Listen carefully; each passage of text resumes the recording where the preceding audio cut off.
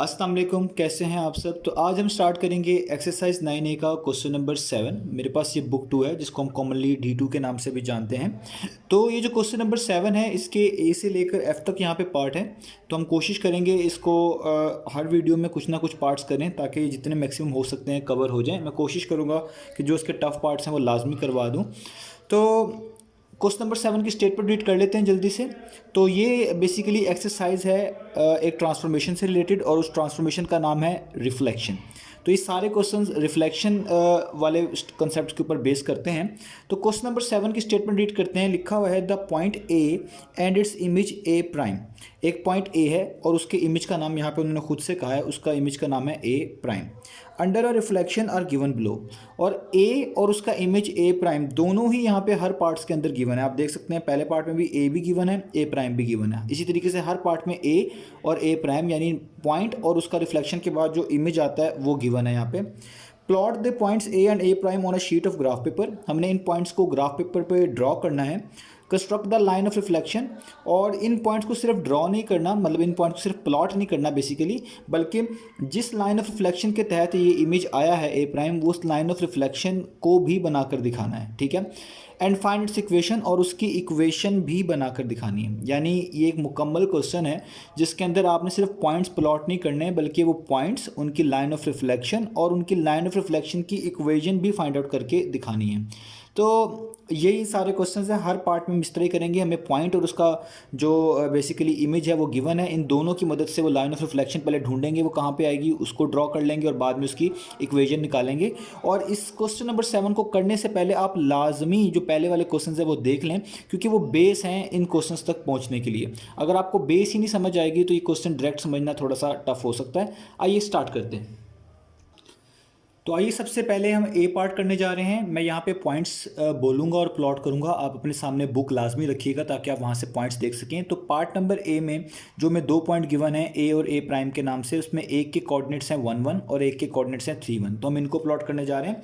तो सबसे पहले मुझे इनका ग्राफ बनाना पड़ेगा। तो मैं यहाँ पर इनका ग्राफ बनाने लगा हूँ। तो मैं यहाँ पर बना रहा हूँ। ठीक है।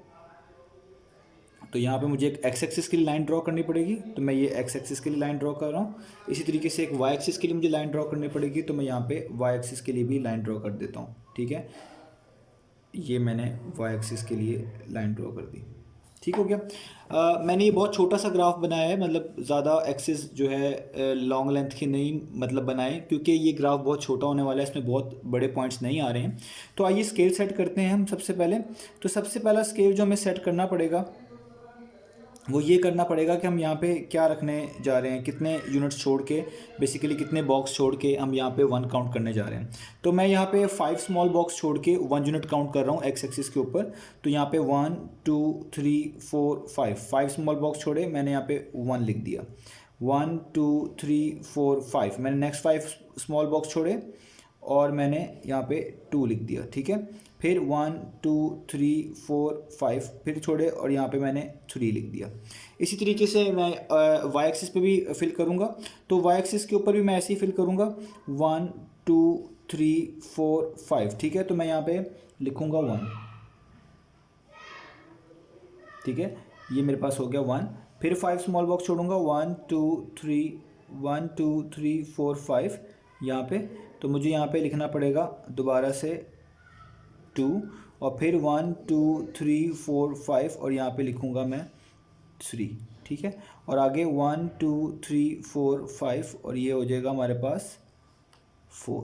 तो मैंने 5 स्मॉल बॉक्स छोड़ के एक्स एक्सिस पे भी स्केल सेट किया है और 5 स्मॉल बॉक्स छोड़ के मैंने वाई एक्सिस पे भी स्केल सेट किया है, क्योंकि मैंने लाइन बिल्कुल बाउंड्री पे नहीं बनाई थी। अगर मैं बाउंड्री पे बनाता तो मैं 5 स्मॉल बॉक्स को छोड़ के इजीली बाकी नंबरिंग कर सकता था, क्योंकि मुझे पता था मैं पहले 1 यहाँ पे आता तो दूसरा यूनिट लाजमी किसी बाउंड्री लाइन पे आता। लेकिन मैंने लाइन थोड़ी सी बॉक्स से हट के लगाई है, इस वजह से मुझे बॉक्स प्रॉपरली काउंट करने पड़े हैं। तो ये मेरे पास एक्स एक्सिस है बेसिकली। ठीक है। और ये मेरे पास वाई एक्सिस है। ठीक है। तो और ये ओरिजिन है और स्केल मैंने आपको बता दिया है। मैंने स्केल क्या चूज़ किया है, मैं यहाँ पे लिख भी देता हूँ। मैंने स्केल चूज़ किया है बेसिकली एक्स एक्सिस पे भी मैंने सेम स्केल चूज़ किया है और वाई एक्सिस के ऊपर भी मैंने सेम स्केल चूज़ किया है। तो वो मैंने ये लिखा है कि 5 स्मॉल बॉक्स बेसिकली 1 यूनिट के बराबर है, और वाई एक्सिस भी मैंने यही लिखा है 5 small box equal to 1 unit. ठीक है, आप इनके आगे यूनिट मेंशन कर दीजिएगा। तो अब हम इसके ग्राफ की तरफ आते हैं। तो पहला पॉइंट था ए जिसका मतलब था 1 1, यानी एक्स कोऑर्डिनेट भी 1 है, वाई कोऑर्डिनेट भी 1 है। तो एक्स यहाँ पे 1 है, वाई यहाँ पे 1 है, यानी 1 के एग्जैक्टली ऊपर और इस वाले 1 के एग्जैक्टली सामने। x1 y1 का मतलब है 1 के ऊपर और y के लिए भी 1 के सामने, यानी ये वाला पॉइंट जो है बेसिकली बनता है 1 1। ठीक है, अब इसी तरीके से हमने देखना है कि ए प्राइम क्या था। ए प्राइम था 3 1, यानी x कोऑर्डिनेट 3 है और y कोऑर्डिनेट फिर से 1 है, यानी 3 के बिल्कुल ऊपर और 1 के बिल्कुल सामने, यानी इसी लाइन में जिसमें ये वाला पॉइंट है हमारे पास आएगा 3 1 और उसका नाम होगा ए प्राइम 3 1। ठीक है, अब हमने दोनों पॉइंट्स तो प्लॉट कर लिए, अब हमने इसकी लाइन ऑफ रिफ्लेक्शन निकालनी है, यानी वो लाइन जिसके लिहाज से ये दोनों रिफ्लेक्ट हुए हैं। अब आपको रोटेशन बस कंसेप्चुअल तौर पे समझ आई होगी कि रोटेशन के अंदर जो दोनों रिफ्लेक्टेड पॉइंट और जो पॉइंट ओरिजिनल होता है वो उन दोनों का फासला जो लाइन ऑफ रिफ्लेक्शन है उससे सेम होता है। आप देख सकते हैं वो लाइन लाजमी इनके दरमियान होनी चाहिए, क्योंकि अगर ये दोनों बिल्कुल एक ही लाइन पे मौजूद है और इन दोनों का फासला रिफ्लेक्शन लाइन से सेम होने वाला है, तो वो लाइन 2 पे ही होनी चाहिए, क्योंकि अगर वो लाइन 2 पे होगी तो ए से लेकर ए इस लाइन तक का फासला भी 1 यूनिट बनता है और ए प्राइम से लेके भी इस लाइन का फासला भी 1 यूनिट बनता है, यानी 2 और 3 के दरमियान 1 यूनिट का फ़र्क है, गैप है। इसी तरीके से 1 और 2 के दरमियान भी 1 यूनिट का गैप है। इसका मतलब वो दोनों जो बेसिकली पॉइंट्स हैं उनके दरमियान जो लाइन ऑफ रिफ्लेक्शन है वो बिल्कुल स्ट्रेट सेंटर में से 2 में से पास होनी चाहिए। तो हम यही करने जा रहे हैं, उस लाइन को अब यहाँ से 2 से जो है ना ज्वाइन कर लेंगे, यानी खुद से एक लाइन ड्रॉ करेंगे बिल्कुल स्ट्रेट, और ये हमारे पास होगी लाइन ऑफ रिफ्लेक्शन। और ये लाइन ऑफ रिफ्लेक्शन आगे आप उसको चेक भी कर सकते हैं। आप यहाँ पे यूनिट काउंट करें 1 से लेके 2 तक कितना गैप है, वो बिल्कुल सेम गैप होगा यानी 1 यूनिट का, और 3 से लेके 2 तक कितना गैप है वो भी सेम गैप है यानी 1 यूनिट का। और रिफ्लेक्शन के अंदर जो पॉइंट्स रिफ्लेक्ट हो रहे होते हैं वो बिल्कुल स्ट्रेट लाइन में मौजूद होते हैं। तो देखें ये दोनों बिल्कुल स्ट्रेट लाइन में मौजूद हैं, यानी परपेंडिकुलर अगर आप लाइन ड्रॉ करें इस पॉइंट ऑफ रिफ्लेक्शन से इस लाइन पे तो वो परपेंडिकुलर होते हैं, यानी 90 डिग्री का एंगल बना रहे होते हैं। तो यहाँ पे वो कंडीशन भी सेटिस्फाई हो रही है, इसका मतलब वो लाइन लाजमी यही है। अब बस इसकी इक्वेशन ढूंढनी है, जो कि इतनी मुश्किल बात नहीं है। आपको पता है जितनी भी वर्टिकल लाइन्स होती हैं वो जिस पॉइंट में से पास कर रही होती हैं वही उसकी इक्वेशन बता देती है। तो ये वर्टिकल लाइन है और ये एक्स एक्सिस को कट करके गुजर रही है और 2 पे पास कर रही है, तो ऐसी लाइन की इक्वेशन हम डायरेक्ट लिख लेते हैं। इस लाइन की इक्वेशन है x इक्वल टू 2। तो हमारे पास इसका आंसर आ गया। ये जो पार्ट नंबर ए है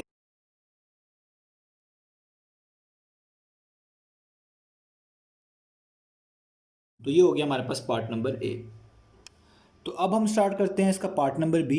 तो पार्ट नंबर बी के लिए भी मैंने यहाँ पे पहले से एक्स और वाई एक्सिस जो है ड्रॉ कर लिया है। जस्ट मुझे यहाँ पे बेसिकली लाइंस लगानी है, यानी सॉरी नंबरिंग करनी है। तो आइए स्टार्ट करते हैं पार्ट नंबर बी को। तो पहले यहाँ पे एक्स और वाई एक्सिस पे जो हमें नंबर मेंशन करने जितना स्केल सेट करना है वो कर लेते हैं। तो एक्स एक्सिस पे मैं स्केल सेट कर रहा हूँ कि मैं 1 बॉक्स छोड़ूंगा, बिग बॉक्स, और यहाँ पे 1 काउंट करूँगा, यानी यहाँ पे आएगा 1। फिर नेक्स्ट बॉक्स छोड़ूंगा और यहाँ पे काउंट करूँगा 2। तो मुझे सिर्फ पॉइंट्स यहाँ तक ही चाहिए होंगे, क्योंकि मैंने सवाल देख लिया उसमें ऐसा इशू नहीं आने वाला कि हमें x में 2 से ज़्यादा पॉइंट चाहिए हो। तो इसलिए मैं यहाँ पे 2 तक काउंट कर रहा हूँ। अगर आप यहाँ पे 3 भी मेंशन कर लें या आगे भी मेंशन कर लें, इससे कोई इशू नहीं बनता। और ये है ओरिजिन। मुझे y एक्सिस पे ज़्यादा वैल्यू चाहिए, क्योंकि आप पॉइंट को देखें तो उसमें जो a प्राइम है वो है 1 9, उसका y कोऑर्डिनेट 9 है, यानी मुझे यहाँ पे एटलीस्ट 9 तक मेंशन कर लेने चाहिए ताकि मेरे लिए आसानी हो। तो उसके लिए मैं क्या कर रहा हूँ, मैं 5 स्मॉल बॉक्स छोड़ के 1 काउंट कर रहा हूँ। तो y एक्सिस पे देखें 5 स्मॉल बॉक्स छोड़ के 1 काउंट करेंगे, 1 2 3 4 5। तो यहाँ पे आएगा, ठीक है, यहाँ पे हम लिखेंगे 1। इसी तरीके से फिर यहाँ पे क्या आएगा, 5 स्मॉल बॉक्स छोड़ के 2, फिर काउंट करने पड़ेंगे 1 2 3 4 5। तो यहाँ पे आएगा 3 और यहाँ पे आ जाएगा 4। इसी तरीके से हमने काउंट करते जाने हैं। तो आप देख सकते हैं मैंने यहाँ पे जो पॉइंट्स है वो यहाँ पे लेबल भी कर लिए हैं और उनकी जो स्केल है वो सेट करके यहाँ पे लिख भी दिया है, ठीक है। तो एक्स एक्सिस पे मैंने 1 बिग बॉक्स छोड़ के 1 काउंट किया हुआ है, और वाई एक्सिस पे मैंने 5 स्मॉल बॉक्स छोड़ के 1 फिर 2 फिर 3, और इसी तरीके से पूरे वाई एक्सिस पे मैंने नंबरिंग कर ली है। अब हमारे पास टर्न है कि हमने इन पॉइंट्स को प्लॉट करके दिखाना है। तो पार्ट नंबर बी में जो पहला पॉइंट है उसका एक्स कोऑर्डिनेट 1 है और वाई कोऑर्डिनेट -1 है, आप बुक से देख सकते हैं। तो 1 यहाँ पे है और -1 नीचे है, यानी 1 के नीचे और -1 के सामने, तो वो पॉइंट बनेगा 1 -1, यानी ये वाला पॉइंट जो है बेसिकली कहलाएगा ए, और इसके कोऑर्डिनेट होंगे 1 और -1। ठीक हो गया। अब दूसरा जो इसका इमेज है ए प्राइम, उसके कोऑर्डिनेट है 1 9, उसका एक्स कोऑर्डिनेट 1 है और वाई कोऑर्डिनेट +9 है, यानी 1 के एग्जैक्टली ऊपर और 9 के बिल्कुल सामने। तो वो यहाँ पे पॉइंट बनेगा आपके पास, ये वाला पॉइंट जिसको हम बोलेंगे ए प्राइम, और ये होगा 1,9। ठीक हो गया। अब जाहिर बात है ये दो पॉइंट्स हैं, तो लाइन ऑफ रिफ्लेक्शन इनके कहीं दरमियान में होगी, क्योंकि आपको पता चल चुका है कि रिफ्लेक्शन बेसिकली ऐसी ट्रांसफॉर्मेशन होती है जिसमें ओरिजिनल पॉइंट और उसकी रिफ्लेक्शन, उसका जो इमेज आया होता है, उन दोनों का फासला लाइन ऑफ रिफ्लेक्शन से इक्वल होना चाहिए। तो लाइन ऑफ रिफ्लेक्शन इनके दरमियान कहीं होगी, तभी इसका फासला और इस पॉइंट का फासला उस लाइन ऑफ रिफ्लेक्शन से इक्वल होने वाला है। यानी एक बात तो श्योर है कि वो लाइन ऑफ रिफ्लेक्शन इन दोनों पॉइंट्स के कहीं मिड में आएगी। ठीक है। अब हमने ये देख लेना वो मिड पॉइंट कौन सा बनता है जिससे ए प्राइम का भी डिस्टेंस निकाला जाए सेम आए, और उस ए का डिस्टेंस भी निकाला जाए तो वो क्या आए, वो बिल्कुल सेम आए। ठीक है। अब उसको आपको चेक करने के लिए इन दोनों पॉइंट्स का मिड पॉइंट निकालना पड़ेगा। अगर आपको यहीं से गैस हो जाता है तो ठीक है, अगर नहीं हो जाता तो आप इन दोनों पॉइंट्स का मिड पॉइंट निकाल लें कि इनका सेंटर कहाँ पे आता है। तो वो बहुत आसान है, आप यहाँ से काउंट करें, पहले टोटल इनके दरमियान डिस्टेंस काउंट कर लें, फिर उसका हम हाफ कर लेंगे। तो -1 से बात शुरू हो रही है, तो -1 से 0 तक जाएंगे 1 यूनिट, 0 से 1 तक 2 यूनिट, फिर 2 तक 3 यूनिट, 4 यूनिट, 5 6 7 8 9 और 10।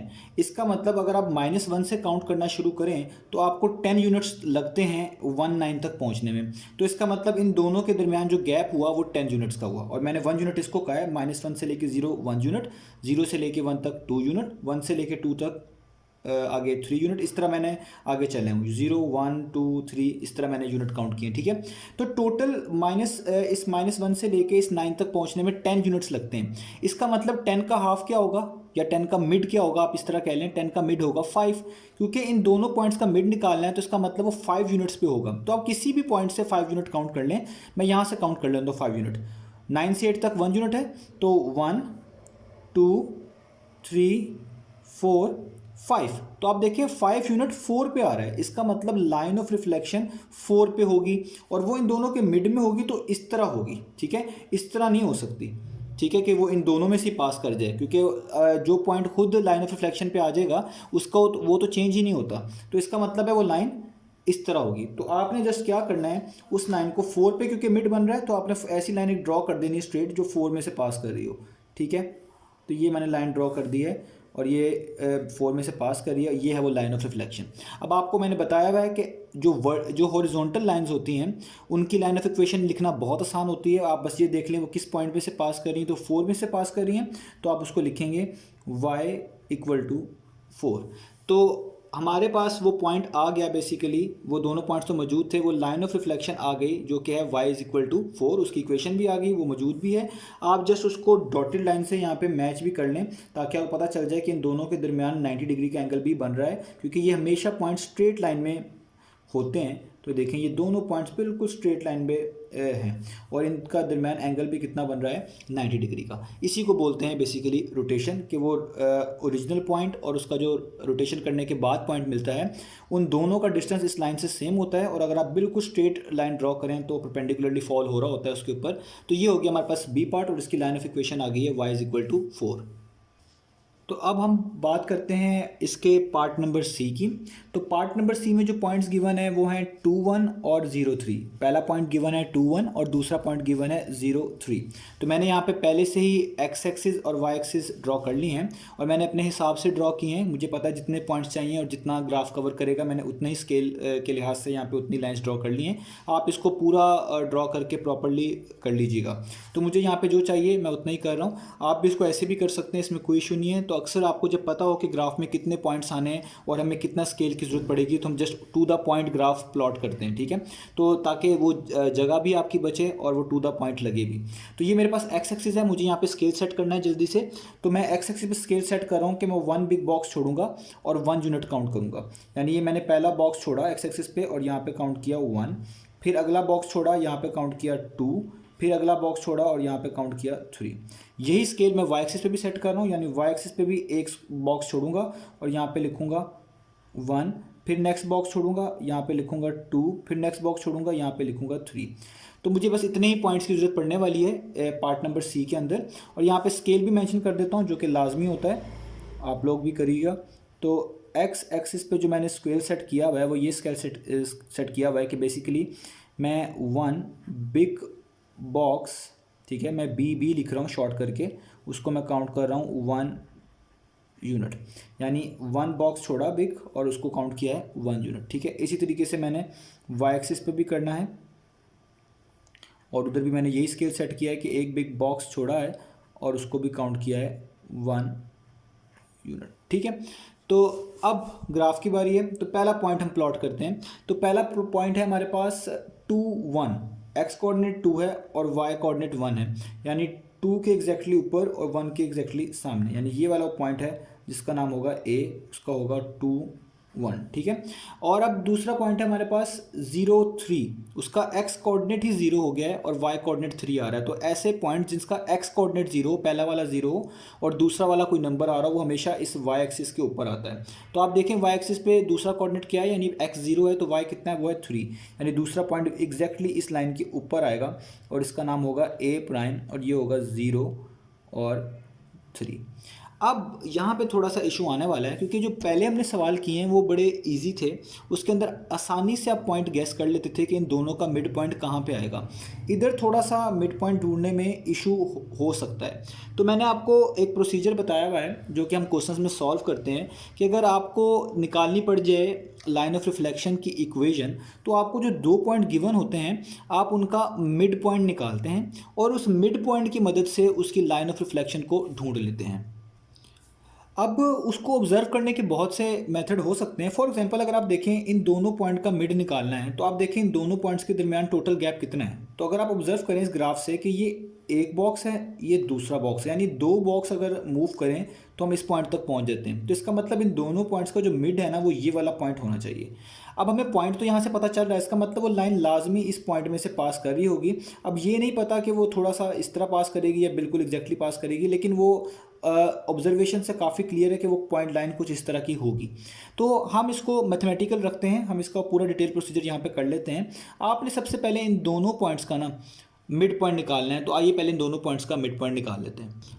तो देखिए मैंने यहाँ पे मिड पॉइंट निकाल लिया है, ये था ए प्राइम और ये था सिंपल पॉइंट ए। तो मिड पॉइंट का फॉर्मूला होता है x1 plus x2 divided by 2, y1 plus y2 divided by 2। आप किसी भी पहले पॉइंट को चूज़ कर लें, उसका नाम x1 y1 रख लें और दूसरे पॉइंट का नाम x2 y2 रख लें। आप इसको पहले चूज़ करेंगे तो इस पर x1 y1 कर लीजिएगा, इसको बाद में चूज़ करेंगे तो इसको x2 y2 कर लीजिएगा। ये आप पे डिपेंड करता है, इससे आंसर में गैप नहीं आता। तो मिड पॉइंट का मैंने यहाँ पे फॉर्मूला लगाया, यानी पहले x कोऑर्डिनेट को प्लस किया और 2 पे डिवाइड कर दिया। आप देख सकते हैं 0 प्लस 2 किया है और 2 पे डिवाइड कर दिया है। फिर y कोऑर्डिनेट्स को ऐड किया, यानी 3 प्लस 1 किया और उसको भी 2 पे डिवाइड कर दिया। 0 प्लस 2 आप करेंगे तो कितना आएगा 2 और 2 डिवाइड बाई 2 कितना होता है 1 और 3 प्लस 1 करेंगे कितना आएगा 4 और 4 डिवाइडेड बाई 2 कितना होता है, वो होता है 2। तो यहाँ पे कितना आ गया 2। ये वो पॉइंट होता है जिसको मिड पॉइंट बोलते हैं और इसमें से लाइन ऑफ रिफ्लेक्शन लाजमी पास करती है, ठीक है। तो अब ये वाला जब आप पॉइंट निकाल लेंगे, ये प्रोसीजर है पूरा लाइन ऑफ रिफ्लेक्शन निकालने का, उस केस में जहाँ आप इजीली गैस ना कर पा रहे हो तो आपने क्या करना होता था, आपने इन दोनों में से कोई एक पॉइंट चूज़ करना होता था और उसमें से स्लोप निकालनी होती थी।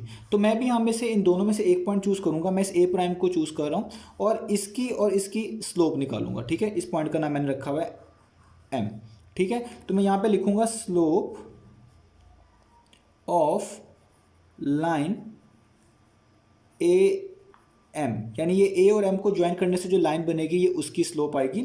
और स्लोप का फॉर्मूला मैं बता चुका हूँ, वो होता है राइज ओवर रन और उसको निकालने का मेथड ये होता है कि आप पहले वाई एक्सिस का चेंज मालूम करें और उसको डिवाइड कर दें एक्स एक्सिस के चेंज से।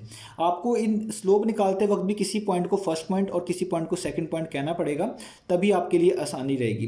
तो मैं इस पॉइंट को फर्स्ट कह रहा हूँ, इस पॉइंट को सेकंड कह रहा हूँ, ठीक है। तो ये वाला मेरा पॉइंट जो है इससे मैं स्लोप फाइंड करना चाहूँगा, यानी मैं इसको रखूँगा फर्स्ट पॉइंट। तो मुझे खुद से इसका नाम रख लेना है x1 y1 और अब इसका नाम चेंज करके क्या कर देना है x2 y2। ये सिर्फ समझाने के लिए, ऐसा कोई इशू नहीं आएगा अगर आप इसको चेंज भी कर लें। तो स्लोप का फॉर्मूला होता है यहाँ पे basically y2 minus y1 over x2 minus x1। आप इनकी पोजीशन खुद सेट कर सकते हैं। अगर आप इसको फर्स्ट पॉइंट कह रहे हैं इसको x1 y1 कह लें, इसको सेकंड कह रहे हैं तो इसको x2 y2 कहना पड़ेगा, और अगर इसको फर्स्ट कह रहे हैं इसको x1 y1 कह लें और ये सेकंड हो जाएगा तो ये x2 y2 हो जाएगा। तो मैं इस पॉइंट को फर्स्ट कहा है तो इसलिए मैंने इसका नाम x1 y1 रख लिया है। तो अब यहाँ पे y2 माइनस y1 करना है, तो ये है y2 यानी 3 और ये है y1 यानी 2। तो 3 माइनस 2, 3 माइनस 2 करेंगे कितना आएगा 1। ठीक है, ऐसे ही आएगा हमारे पास। अब इसकी बारी है तो यहाँ पे करना पड़ेगा x2 माइनस x1, x2 है ये और x1 है ये 1, तो ये आपको करना पड़ेगा 0 माइनस 1 यानी x2 माइनस x1 यानी 0 माइनस 1 वो कितना होता है -1। तो 1 ओवर -1 करेंगे क्या आंसर आएगा -1। अब इशू ये है कि ये जो स्लोप आई है ये इस लाइन AM की आई है। आपके पास जो ये लाइन बनती है ना ये हमेशा परपेंडिकुलर होती है उस लाइन के जिसके हम लाइन ऑफ रिफ्लेक्शन बोल रहे होते हैं, जिसमें से ये वाला पॉइंट मौजूद होता है, यानी वो लाइन इस पॉइंट में से पास कर रही होती है। तो मैंने आपको बताया हुआ ये आपकी फाइनल स्लोप नहीं होगी। आपको उस लाइन की स्लोप निकालने के लिए जिसको लाइन ऑफ रिफ्लेक्शन बोल रहे होते हैं इसका नेगेटिव रेसिप्रोकल करना पड़ता है, क्योंकि ज्योमेट्री में रूल है कि अगर दो लाइन्स परपेंडिकुलर हों, जैसे कि ये वाली लाइन जो उस लाइन ऑफ रिफ्लेक्शन की परपेंडिकुलर होगी जिसमें से ये पॉइंट मौजूद होगा, तो उन दोनों में से किसी एक की स्लोप मालूम हो जाए तो दूसरे की स्लोप निकालने के लिए उसका नेगेटिव रेसिप्रोकल करना पड़ता है। तो क्योंकि आपको इस लाइन की स्लोप नहीं चाहिए, आपको लाइन ऑफ रिफ्लेक्शन की स्लोप चाहिए जो कि इस पॉइंट में से पास कर रही है, तो इसलिए आपको इसकी हमेशा नेगेटिव रेसिप्रोकल करना पड़ेगा। तो मैं यहाँ पर लिखूँगा स्लोप ऑफ लाइन, ठीक है, कौन सी, reflection, slope of line of reflection. तो उसके लिए क्या करना पड़ेगा, ये जो स्लोप आई है इसका नेगेटिव रेसिप्रोकल कर दे, यानी इसका पहले साइन चेंज करें, तो साइन चेंज करेंगे तो क्या हो जाएगा प्लस, और इसका रेसिप्रोकल ले लें तो इसके नीचे तो 1 ही है, तो 1 और 1 का रेसिप्रोकल भी क्या होगा 1। ये वो स्लोप आई है बेसिकली जो आपको रिक्वायर्ड थी। अब यहाँ से हम इक्वेशन आराम से बता सकते हैं। हमें पता है कि लाइन की इक्वेशन जो होती है स्लोप इंटरसेप्ट फॉर्म में वो होती है y = mx + c। ये सारा प्रोसीजर सेम रहने वाला है हर क्वेश्चन के अंदर। ये हमारे पास होती है लाइन की इक्वेशन और इसको हम स्लोप इंटरसेप्ट फॉर्म बोलते हैं। यहाँ m पे आ रहा होता है स्लोप, जो कि बेसिकली मैंने अभी निकाल ली है, इसको m लिखते हैं स्लोप। यहाँ पे आ रहा होता है c यानी y इंटरसेप्ट, यानी वो पॉइंट जहाँ पे आपका ग्राफ y एक्सिस को कट करता है। हमें ये c भी मालूम करना पड़ता है क्योंकि m तो हम मालूम कर चुके हैं, तो इस c को मालूम करना बहुत आसान है। जो आपके पास मिड पॉइंट आया हुआ है 1 2 वो आप इसमें पुट कर दें, यानी x की जगह पे 1 पुट कर दें, y की जगह पे 2 पुट कर दें। तो मैं यहाँ पे y की जगह पे पुट करने लगा हूँ 2, स्लोप अभी आई है 1, x वैसे ही, और c तो फाइंड करना है, ठीक है। और सॉरी x की जगह पे भी हम वैल्यू पुट करनी पड़ेगी, वो कितनी है 2। मैं अगले स्टेप में पुट कर देता हूँ यहाँ पे, तो स्लोप 1 है, x 2 है और प्लस c, ठीक है। तो हमने वैल्यूज पुट कर दी, y की जगह पे 2 और x की जगह पे 1, सॉरी यहाँ पे 1 आना है, ये 1 है, ठीक है, गलती से मैंने कर दी थी। अब यहाँ पे 1 आना, ठीक है। तो 1 1 टाइम्स 1 ही होता है, तो इस +1 को इक्वेशन के दूसरी तरफ मूव करेंगे तो ये -1 हो जाएगा, यानी 2 - 1 हो जाएगा = c, और c का आंसर आपके पास आ जाएगा 2 - 1 1, यानी c भी निकल आया। अब आप इजीली लाइन ऑफ रिफ्लेक्शन की इक्वेशन लिख सकते हैं इसी को देखते हुए, तो वो होगी y = स्लोप 1 है तो उसको यहाँ पे लिखने की ज़रूरत नहीं है, जस्ट लिखेंगे x + c कितना है 1, तो इस c की जगह पे क्या आ जाएगा 1, यानी लाइन ऑफ रिफ्लेक्शन की इक्वेशन क्या आनी चाहिए आपके पास x + 1। ये है पार्ट नंबर c का आंसर। अब हम ये वाले पॉइंट्स भी प्लॉट कर देते हैं ताकि आपको पता चले वाकई में ये वाली लाइन वही है। तो हमें मिड पॉइंट पहले बेसिकली पहले प्लॉट करना है, वो है 1 2, ठीक है। तो आइए इसको प्लॉट कर लेते हैं।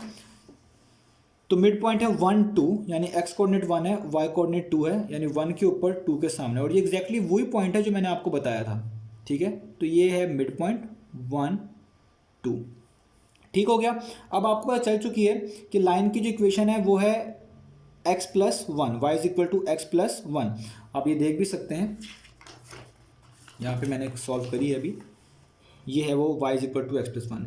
अगर y = x होती ना तो ये ऐसी लाइन होती है जो ओरिजिन में से पास कर रही है, लेकिन x में 1 ऐड हुआ हुआ है। इसका मतलब है आपकी जो लाइन आएगी वो 0 में से पास नहीं करेगी, ओरिजिन में से पास नहीं करेगी, बल्कि उससे एक पॉइंट आगे है, तो वो यहाँ पे करके पास करेगी।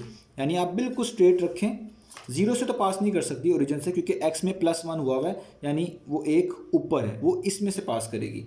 तो वो लाइन होगी बेसिकली इस तरीके से, ठीक है। तो ये आपको एक लाइन ड्रॉ करनी पड़ेगी, बिल्कुल स्ट्रेट होनी चाहिए, कोई गलती ना हो, ठीक है। ये है वो लाइन ऑफ रिफ्लेक्शन, और इसको आप इससे ज्वाइन कर दें ताकि आपको पता चल जाए डॉटेड लाइन से कि ये दोनों पॉइंट्स इस पे परपेंडिकुलर फॉल हो रहे थे, ठीक है।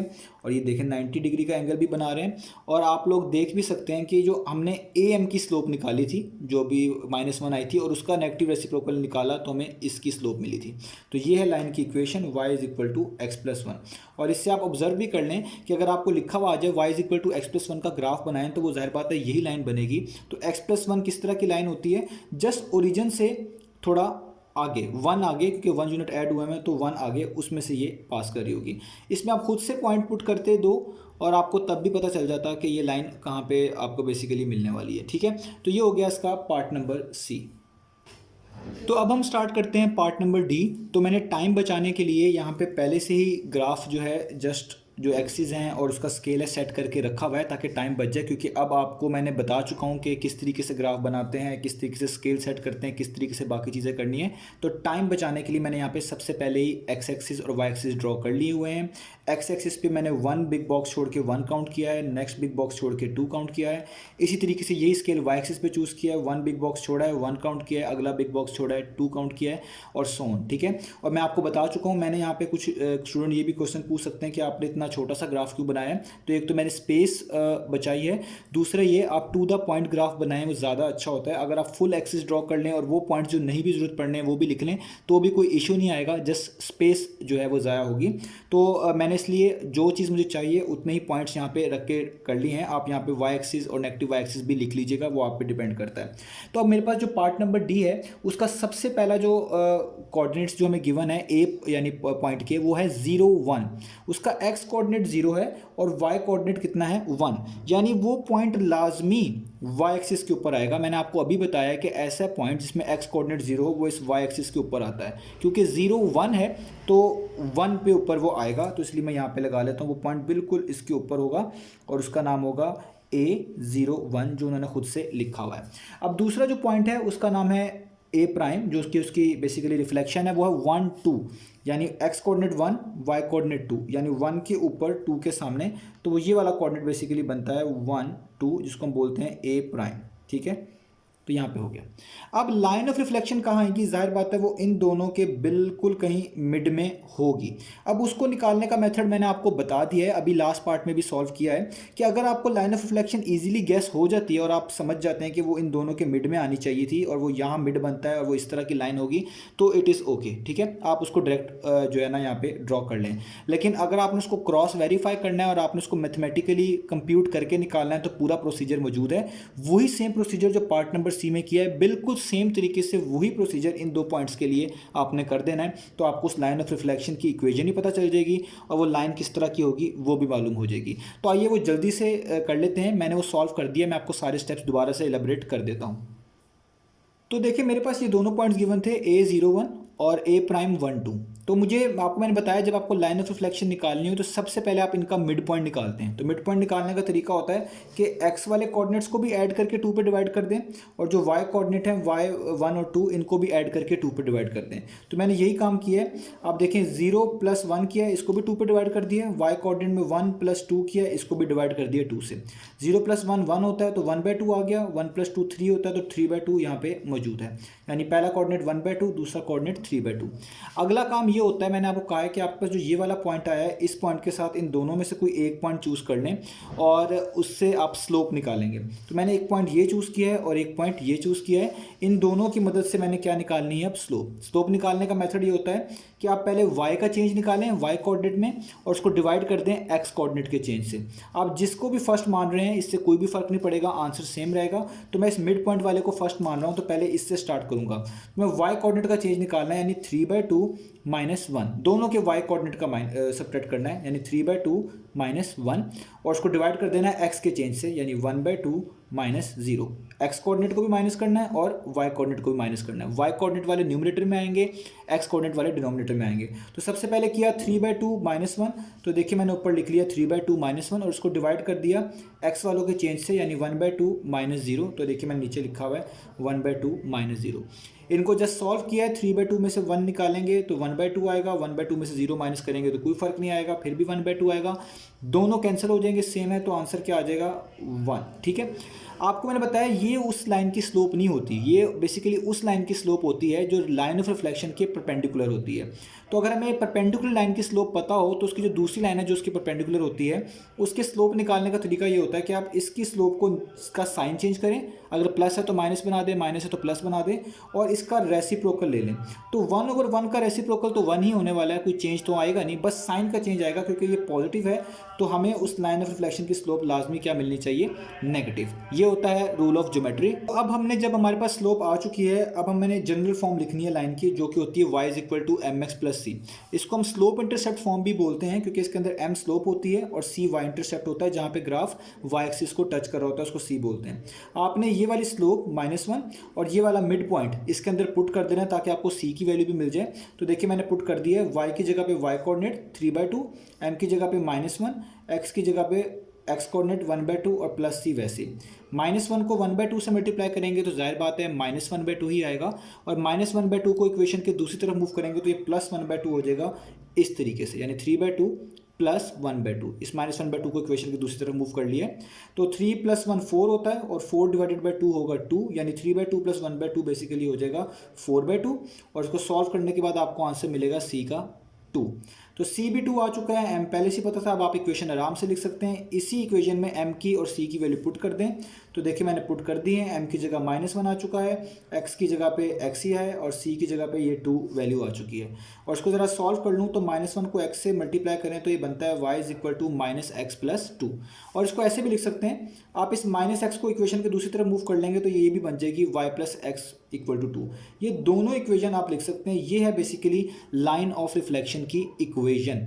अब जस्ट हमने वो पॉइंट प्लॉट कर देना है और इस लाइन ऑफ रिफ्लेक्शन को ड्रॉ कर देना है और हमारा काम खत्म हो जाएगा। तो आपने ये वाला मिड पॉइंट ढूंढना है, 1/2 और 3/2। तो आइए इसको ढूंढते हैं किस तरह ये मिलेगा हमें। अब देखें, हमने ये वाला पॉइंट प्लॉट करना है, तो इसमें x कोऑर्डिनेट है 1/2 और y कोऑर्डिनेट है 3/2। 1/2 का मतलब है 0.5, ठीक है। इसका मतलब है x कोऑर्डिनेट जो है 0 और 1 के दरमियान होगा, क्योंकि 0 और 1 के दरमियान ही 0.5 आएगा, और 0.5 बेसिकली हाफ होता है 0 और 1 का। तो आप ये टोटल बॉक्स काउंट करें, 0 से लेके 1 तक 10 है, तो 10 का जो हाफ होगा यानी 5 स्मॉल बॉक्स, वही बेसिकली क्या होगा 0.5। तो यहाँ से आप देख लें 1 2 3 4 5, तो ये हाफ बनता है, यानी ये बेसिकली है 1/2, 0.5। इस तरीके से y का कोऑर्डिनेट यहाँ पे लिखा हुआ है 3/2, इसको आप पॉइंट्स में लेके आएँ, डेसिमल में मूव करें तो ये होता है 1.5, यानी ये 1 और 2 का हाफ बनता है। तो 1 और 2 के दरमियान में भी 10 स्मॉल बॉक्स छोड़े हुए हैं, तो इसका हाफ निकालने के लिए 5 स्मॉल बॉक्स आपने ढूंढने हैं, यानी 5 स्मॉल बॉक्स काउंट कर लें, वो इसका हाफ होगा 1 2 3 4 5, तो ये इसका हाफ है, यानी ये है 3/2।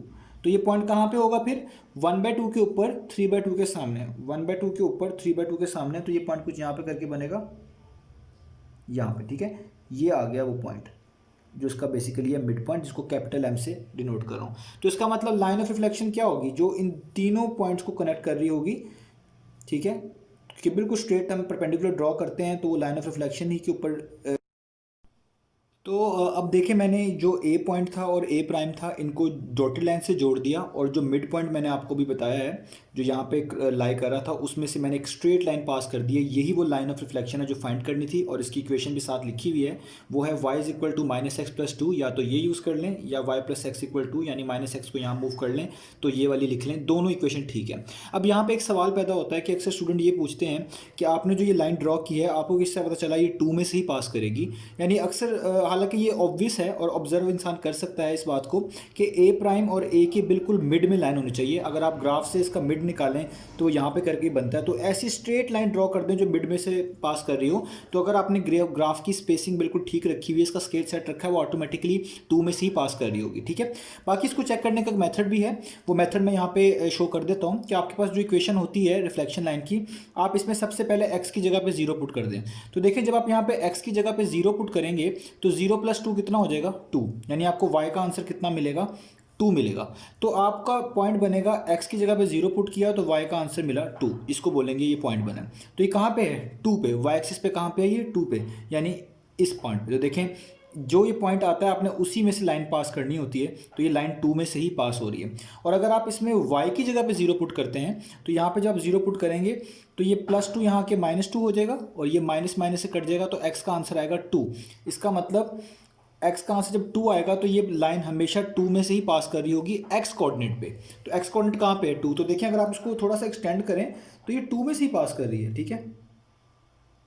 इसको मैं एक्सटेंड कर देता हूँ, तो देखें 2 में से ही पास कर रही है, ठीक है।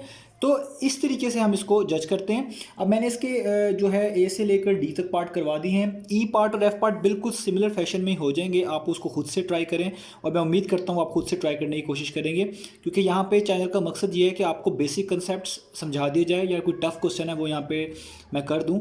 बाकी आप लोग खुद से ट्राई करें, क्योंकि इसी से आप लोग इसको बेहतर सीखेंगे।